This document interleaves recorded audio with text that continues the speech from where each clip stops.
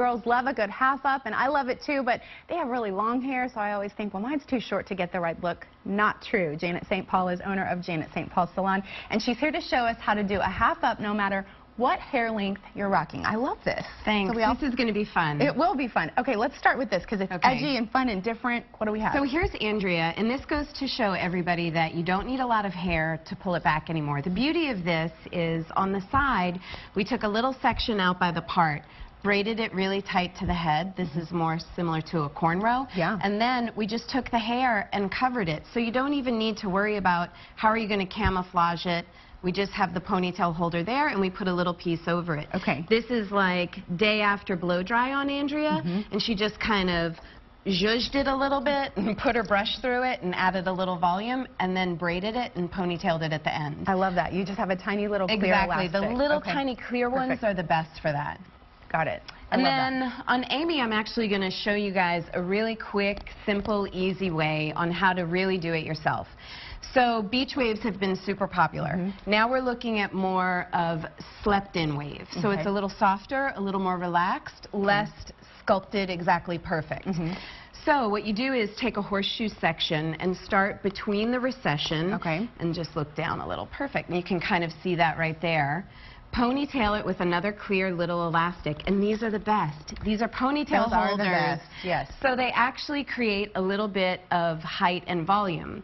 So what I'm going to do is I put the ponytail holders two together. If you have fine hair especially, that creates a little more bulk and volume. They're kind of like a phone cord, y'all. If you even know what a phone cord is anymore. And that's the old school. Remember when we had landlines? Back in the day, when I milked the cows, I made a phone call.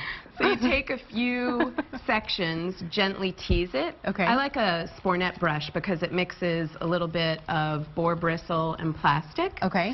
And then I'm going to hand this to you. I'm going to put that right there. We'll get that fluffy. You leave it really full and loose and just gently wrap it around. And you don't need to worry about thickness and volume. Okay. The beauty is if you just take a couple of hairpins, which are the open-ended pins that don't close, and you just base it in like this.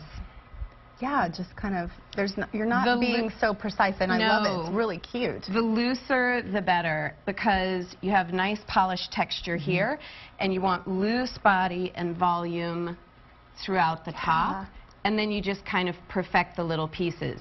The real benefit in this is the tease, and then the ponytail holders create the body and volume, so you don't need thick hair.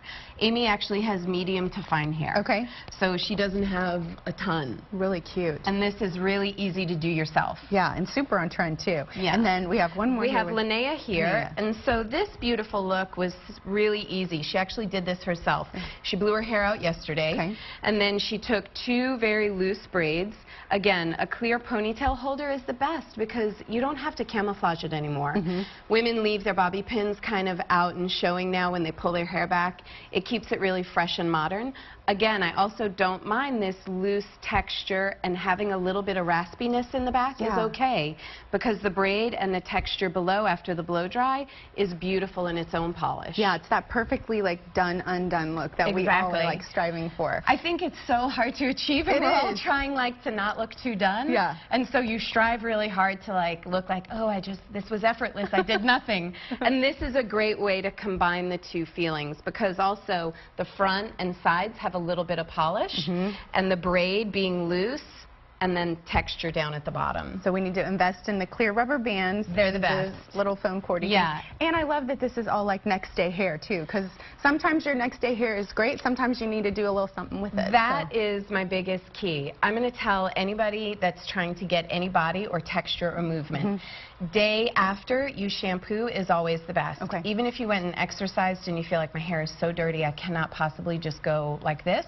rinse out. Don't actually shampoo. Yeah. Rinse like you're shampooing, and then put a little conditioner on the ends, re-blow it. It's not as silky clean as your shampoo day. Yeah. And you have a little bit of natural texture. Good. All right, thanks Janet so much. These are great looks. The Janet St. Paul Studio for Hair and Beauty is on San Antonio Street. You can make an appointment and get more information by calling 512-474-5000 or go to janetstpaul.com.